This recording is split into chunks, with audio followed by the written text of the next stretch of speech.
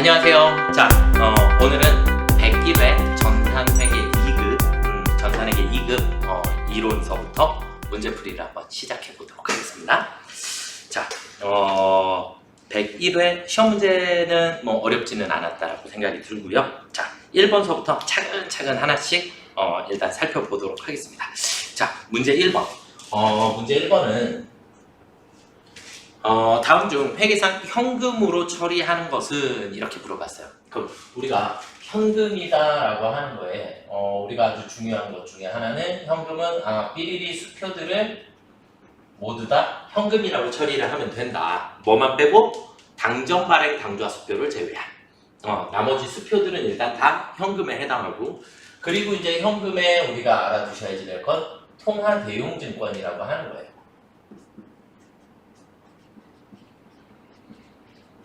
그러니까 우리가 현금처럼 사용할 수 있는 것을 우리가 통화 대용증권이라고 하는데, 우리가 회계 2급에서는 그나마 조금 암기가 조금 필요하지 않을까. 그래서 이 통화 대용증권에 해당하는 거에 대표적인 게 수표가 있고요.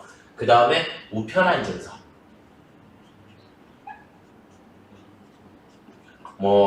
그 외에 무슨 통지서들이 있거든요.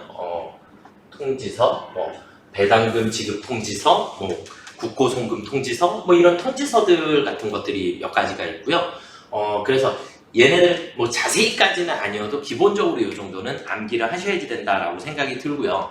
자, 그 다음에 이제 더 중요한 건 우리가 받으러옵니다라고 하는 건 매출채권에 해당하는 거고, 그 다음에 당좌 차월이다라고 하는 것은 우리가 차입금이에요. 차입금, 당좌예금 잔액이 부족한. 그래서 일단 당좌 차월은 우리가 단기 차입금이다라고 하는 거. 요 정도는 조금 알아두셨으면 좋겠다라고 생각이 들고요. 그래서 이 현금으로 처리하는 건 자기합수표하고 우편한 증서. 그래서 가라가 답이 되겠죠. 그러면 4번이 정답이 되겠습니다. 자, 그 다음 문제 2번 보도록 하겠습니다. 자산과 부채의 유동성과 비유동성을 구별하는 거. 제가 수업 시간에는 유동과 비유동 구분은 무조건 내년 12월 31일까지 12월 31일까지를 우리는 유동이다 라고 표현을 하시면 돼요. 그래서 내년도까지 현금화가 가능한 건 유동자산, 내년도까지 갚아야 할 것은 유동부채, 이렇게 구분을 하시면 돼요. 그 내년 12월 31일까지다 라고 하는 거에 정식 표현이 바로 우리 문제상에서 주어져 있는 보고기간 종료일로부터 1년 이내. 그러니까 보고기간 종료일이라는 얘기는 12월 30일, 올해의 12월 31일을 얘기해요. 그러니까 올해의 12월 31일을 얘기하니까 거기서부터 1년 이내니까 내년 12월 31일까지를 유동이라 한다. 이렇게 이해하시면 돼요. 자, 그래서 1년 이내 현금화가 가능한 자산을 우리가 유동자산, 1년 이내에 상환기간이 도래하는 부채를 유동부채라고 얘기를 하니까 정답은 1번이 되겠죠. 자, 그 다음 문제 3번. 아래의 거래에 대하여 거래 요소의 결합관계와 거래의 종류를 바르게 표시한 것은 그랬어요. 그럼 일단 거래 요소의 결합관계를 물어보는 문제는 무조건 일단 여러분들이 분개를 하셔야지 돼요. 그래서 분개를 하셔야 되니까, 자, 업무용으로 사용할 목적으로 컴퓨터 프린터기를 구입하고 대금은 신용카드로 결제했다. 그러면 일단 우리는 차변에 비품이라는 게 들어올 거고요. 비품 150만 원이 들어올 거고, 대변에는 신용카드로 결제했으니까 우리는 미지급금입니다 라고 처리를 하게 되죠. 분개가 이렇게 나오니까. 그러면 비품은 우리가 자산이 증가하였다. 미지급금은 부채가 증가하였다. 이렇게 됩니다. 자, 그러면 이제 거래 요소의 결합관계는 자산이 증가하고 부채가 증가하였습니다. 그냥 공짜 1번이 정답이네요. 맞죠? 여기까지만 풀으셔도 1번이 정답이고, 거래의 종류를 일단 조금 설명을 잠깐 드려볼게요. 우리가 거래의 종류가 세 가지로 나누어지는데, 첫 번째는 교환 거래라는 게 있고, 그 다음 두 번째는 손익 거래라는 게 있고, 세 번째는 혼합 거래라고 하는 게 있어요.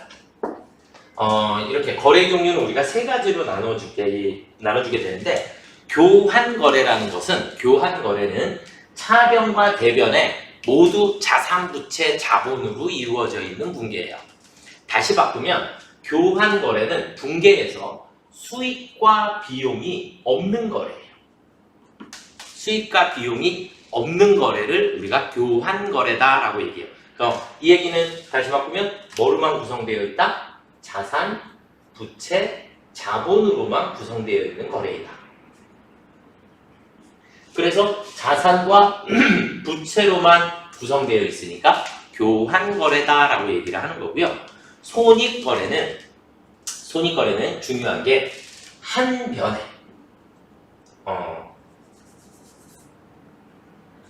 한 변에 수익 또는 비용이 존재하는 거예요. 한쪽 변에 한 가지만, 그러니까 수익 비용과 자산 부채 자본이 같이 있지 않아요. 그러니까 한 가지만 있을 때, 수익 또는 비용 중에 한 가지만 있을 때 우리가 손익 거래다라고 얘기를 하실 수 있고, 혼합 거래는 한 변에 수익 또는 비용과 동시에 엔드 조건이에요. 동시에 자산, 부채, 자본 중에 하나가 같이 있는 거예요. 그러니까 수익 비용 중에 하나가 있어야 하고 동시에 같이 자산, 부채, 자본이 모두 다 무슨 변에? 한쪽 변에 있어야지. 아까 여기에서 얘를 뺀 상황에 수익 비용만 있으면 손익 거래가 되는 거고, 한 변에 두 가지가 같이 재무 상태랑 경영 성과가 같이 생기면 그때는 혼합 거래다라고 얘기를 하는 거예요. 이해가 좀 되시나요? 네, 이렇게 구별을 하시는 게 제일 빠른 방법. 빠른 방법으로. 그래서 손익 거래는 한쪽 변에는 수익 혹은 비용, 한쪽 변에는 자산, 부채, 자본 이렇게 되어 있는 거, 혹은 반대로 생기는 그런 거래를 우리가 손익이다라고 얘기를 하는 거고, 혼합 거래는 한쪽 변에 수익 비용 중에 하나랑 자산, 부채, 자본 중에 하나가 같이 동시에 존재를 하는 경우를 우리가 혼합 거래다라고 얘기를 하는 거예요. 그래서 정답은 지금 교환 거래에 해당한다. 그래서 1번이 정답이 되겠습니다. 자, 그 다음 문제로 넘어가 보도록 하겠습니다. 다음 문제는 상품의 취득 원가에 가산해야 하는 항목은 이렇게 되어 있는데, 자, 우리가 기본적으로 회계 2급을 하실 때 제일 중요한 것 중에 하나가 매출원가 계산하는 문제. 그 다음에 매출원가를 계산을 하려면 우리는 순매입액이다라는 걸 계산을 하셔야 되고, 순매입액은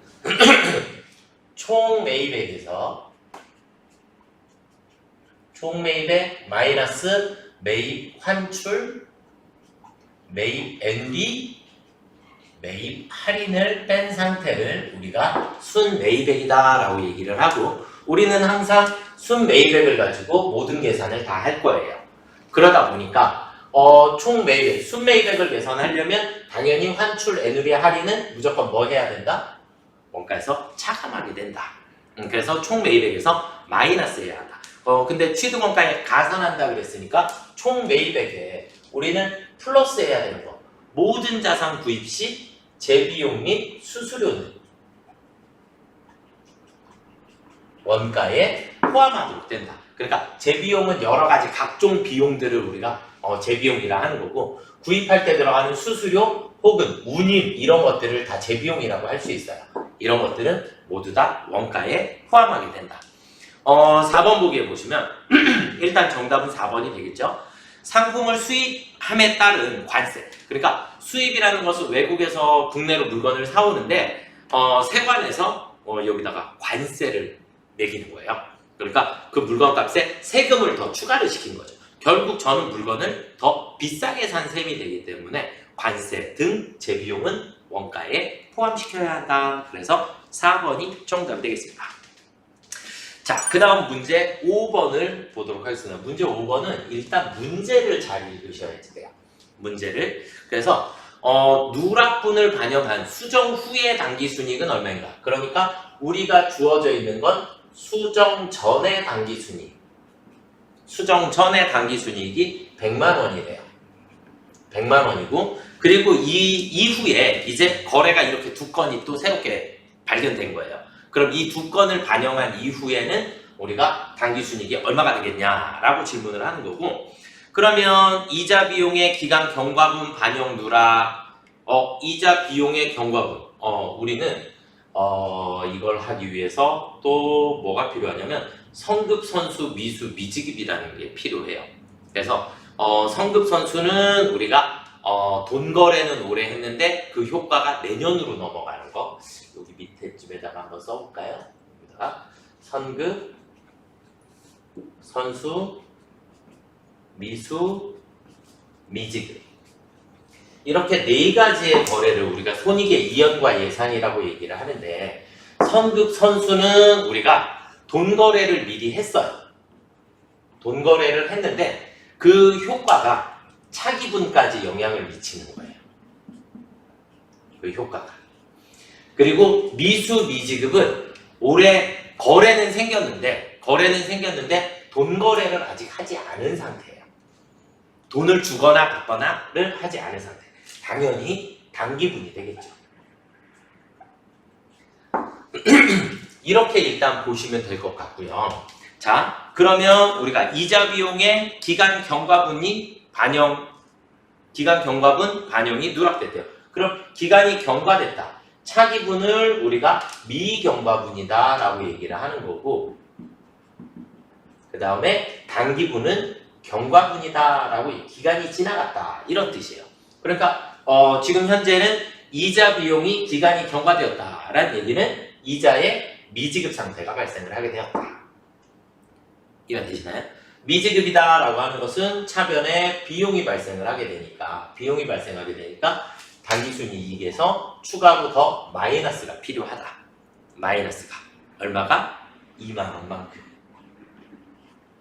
이렇게 일단 보셔야 하고, 그 다음에 세 번째, 전액 비용 처리한 지급보험료의 차기분 2월 누락 그랬어요. 그러니까 지급을 했어요. 지급을 했는데 차기분이 20만원만큼. 그러면 차기분에 해당하는 것만큼은 우리가 성급 비용이다 라고 얘기를 하고, 반대쪽에 비용이 없어지게 돼요.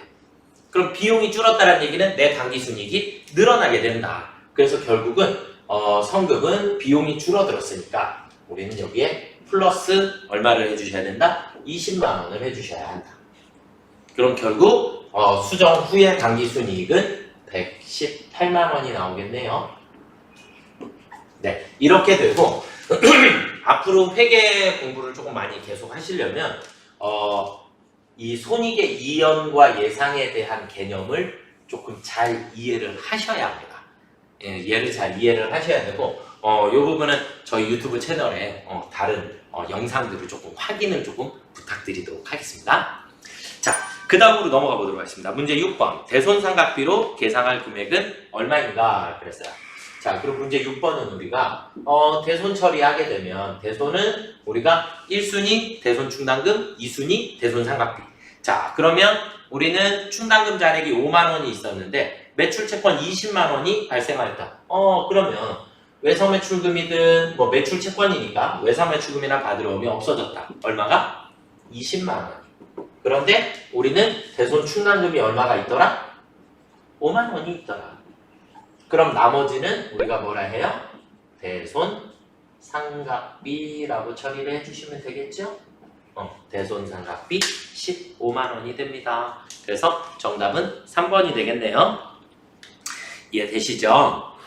자, 그 다음에 문제 7번으로 넘어가 보겠습니다. 엄청 중요한, 우리 아까 4번 문제랑 연결해서 7번 문제에 엄청 중요한, 우리가 기본적으로 두 가지의 식을 알아두셔야 되는데, 하나는 매출액에서 마이너스 매출 원가를 빼주시면, 그러면 매출 총이익이 나와요.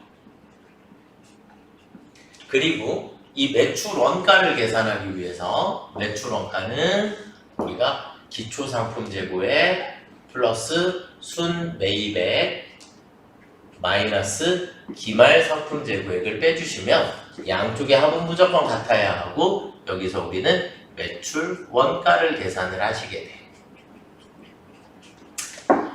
기초랑 매입은 절대 바뀔 일이 없어요. 우리 1년 동안 처음에 가지고 있었던 거, 1년 동안 매입한 거 모두 다 나오기 때문에 이 금액은 절대 바뀌지 않습니다. 그럼 양쪽의 합은 무조건 같아야겠죠. 같아야 하다 보니까 우리는 기초랑 매입이 정해져 있는 상태에서 기말이 움직이면 매출원가가 영향을 받게 돼요. 다시 매출원가가 영향을 받으면 매출총 이익에 영향을 받게 돼요. 1년 동안 매출한 매출액, 그러니까 매출액, 기초, 매입 이 세 가지는 절대 바뀌지 않아요. 금액 자체가 정해져 있는 금액이에요. 항상 우리가 바뀔 수 있는 건 기말, 매출원가, 매출총이익 이렇게 세 가지가 바뀌게 되는데 그냥 저희는 수업 시간에 얘를 그냥 외워요. 기말하고 매출원가하고 이익하고 얘네들의 관계는 기말이 커지게 되면 여기 있는 기말이 커지면 당연히 매출원가 자리는 그만큼 줄어들게 되고 원가가 줄어들었다는 얘기는 이익은 다시 커질 수밖에 없더라. 반대로 기말이 작아지면 매출원가는 커지고 이익은 작아지더라. 얘는 그냥 세트로 외워주셔야지 돼요. 그래서 우리가 회계 2급에서 엄청 얘는 회계 1급에서도 나오고 세부 2급에서도 문제가 출제가 되니까 기본적인 식들은 이렇게 세 가지는 여러분들이 세트로 그냥 잘 암기를 해주시면 될 것 같습니다. 자, 그러면 문제 한번 보도록 하겠습니다. 재고자산 평가 방법의 변경에 따른 기말 재고자산 금액의 변동이 매출원가, 매출총이익에 미치는 영향으로 올바른 것은 기말 재고자산이 감소하면 매출원가는 증가한다. 기말이 감소하면 매출원가는 증가한다. 빙고. 1번 맞았고요. 기말이 감소하면 매출원가 감소. 라고는 틀렸고요. 기말 재고자산이 감소하면 매출총이익. 기말이 감소하면 매출총이익도 감소하게 된다. 3번도 틀렸고요. 기말이 증가하면 매출총이익도 증가를 하게 된다. 4번 정답. 그래서 가라가 정답이 되겠죠. 그래서 4번이 정답이 되겠습니다. 이해가 되시나요? 조금 암기가 필요한 부분이다라고 생각이 듭니다. 자, 그 다음 문제 8번.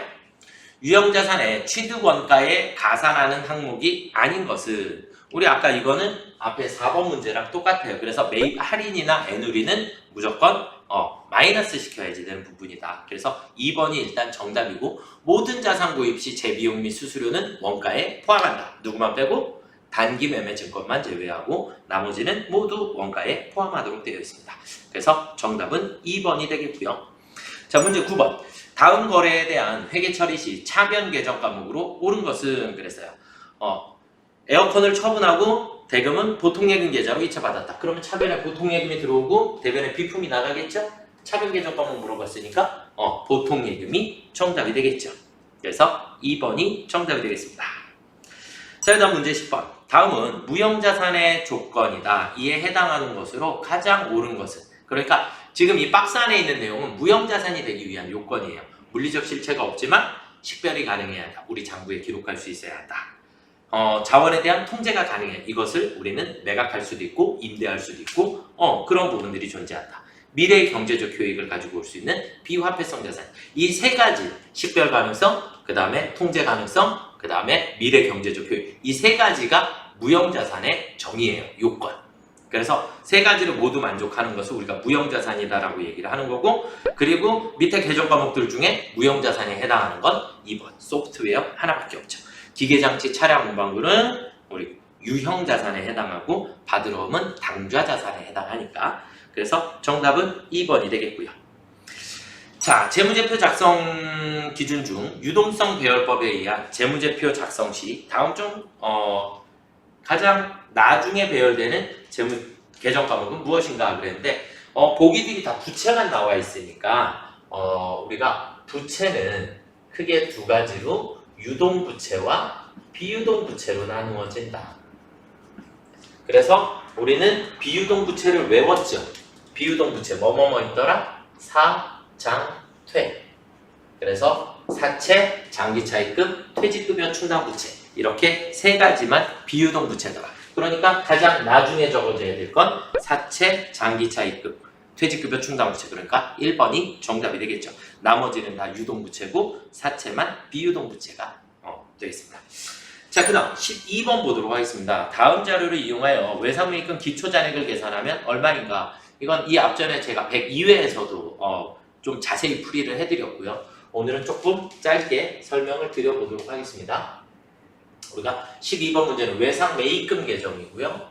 외상매입금 계정. 그래서 외상매입금이다 라고 하는 계정에 일단 외상매입금은 부채 계정이죠. 부채에 해당하고, 그리고 부채이기 때문에 대변이 증가변이고 차변이 감소변이에요. 그런데 우리 모든 T자 계정은 증가변에 기초가 존재를 하고요. 감소변에 기말이 존재를 해요. 일단 이건 그냥 국룰이에요. 그렇게 알아두시면 되겠고, 그 다음에 플러스 외상매입금이 증가하려면 당연히 매입을 해야 외상매입금이 증가를 하게 될 거고, 그 다음에 외상매입금이 감소한다는 얘기는 내가 돈을 지급해야 감소하겠죠. 그리고 또 하나의 경우는 매입했던 걸 반품하거나 애누리 받거나 할인을 하게 되면 얘도 감소 요인이 돼요. 그래서 양쪽의 합은 무조건 같아야 한다. 이게 기본 개념이세요. 이건 제가 102회에서도 설명드렸고 조금 자세히 암기를 조금 해주셔야 될 부분이고요. 자, 여기다 그대로 숫자만 갖다 넣도록 하겠습니다. 단기 외상 매입액은 100만원이랍니다. 외상 매입액 100만원. 자, 그 다음에 외상 매입금 중 환출액이 5만원. 그럼 환출은 여기에 5만원. 자, 그 다음에 단기 외상 매입금 지급액은 110만원이라 했고요. 그리고 외상 매입금의 기말 잔액은 30만원이랍니다. 그러면 145만원에서 100만원 빼고 나니까 기초의 금액은 45만원입니다. 이렇게 찾을 수 있겠죠? 이해가 되시나요? 네, 그래서 정답은 4번이 되겠고요. 아주 중요한 문제예요. 아주 중요한 문제고, 자, 그 다음은 우리 13번으로 넘어가 보도록 하겠습니다. 개인회사인 대성상사의 기말자본금이 51만원일 때 다음 자료에서 알 수 있는 단기 인출금은 얼마인가? 이것도 회계 2급에서만 나오는 시험 문제고요. 제가 수업 시간에는 자본 계정을 조금 외우시라고 제가 설명을 드려요. 자본. 이건 우리가 개인 회사의 자본 계정이에요.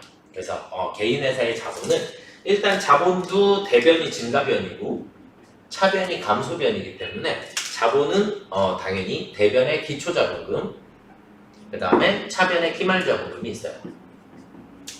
그러면 우리가 자본이 증가하려면 뭐가 필요하냐? 추가 출자액이라는 게 필요해요. 그리고 또 자본이 증가하려면 당기순이익이 생겨도 자본이 증가를 하게 되고요. 그 다음에 자본이 감소하려면 사장이 회사 돈을 인출해 갔을 때 자본이 감소를 하게 되고, 당기순 손실이 생겼을 때도 자본이 감소를 하게 돼요. 당연히 순이익이나 순손실은 둘 중에 하나만 생기겠죠? 그렇죠? 둘 중에 하나만 생긴다 라고 보시면 되겠고, 여기에 그대로 갖다 넣어주시면 됩니다. 기초자본금은 100만원이랍니다. 기초자본금은 100만원. 자, 그 다음에 추가 출자액이 30만원. 추가 출자액 30만원. 그리고 총 수익과 비용이 나왔으니까 수익에서 비용을 빼면 당기순이익이 나온다라는 거 정도는 아시죠? 그러면 우리가 수익에서 비용을 빼주면 당기순이익이 11만원입니다. 이렇게 찾아져요. 당기순이익이 11만원입니다. 이렇게 찾아지게 될 거고, 기말자본금은 위에 문제상에서 51만원이라고 주어져 있습니다. 51만원. 그러면 141만원에서 51만원을 빼고 나니까 인출금은 얼마가 돼요? 90만원이 나오겠죠? 그렇죠? 그래서 정답 90만원입니다. 자, 그 다음 14번. 다음 중 영업손익에 영향을 미치는 거래는 무엇인가? 영업손익이 아주 자주 등장을 하는데, 영업수익을 계산할 때는 우리는 무조건 영업의 비용, 영업의 수익을 지워라. 영업의 비용, 영업의 수익은 영업이익을 계산한 이후에 나오는 부분이기 때문에 무조건 지우십니다. 그러면 이자 비용, 기부금, 무슨 손실, 그리고 삐리리 이익들을 다 지워버리시면 됩니다. 그래서 기부금 지우시면 되고, 이자 비용 지우시면 되고, 이자 수익도 지워버리시면 되죠. 그럼 결국은 정답은 3번이 되겠죠. 이해되시나요? 자, 그 다음 15번 매출원가를 구하면 얼마인가 그랬는데 우리 여기 매출원가 있으니까 여기다 그대로 갖다 집어넣도록 하겠습니다. 기초상품 재고액은 300만 원이래요. 기초는 300만 원. 자, 그 다음에 상품 매입액은 1000만 원. 그리고 기말 상품 재고액이 다시 300만 원인가요? 그럼 매출원가는 1000만 원이 되겠죠? 네, 3번이 정답이 되겠습니다.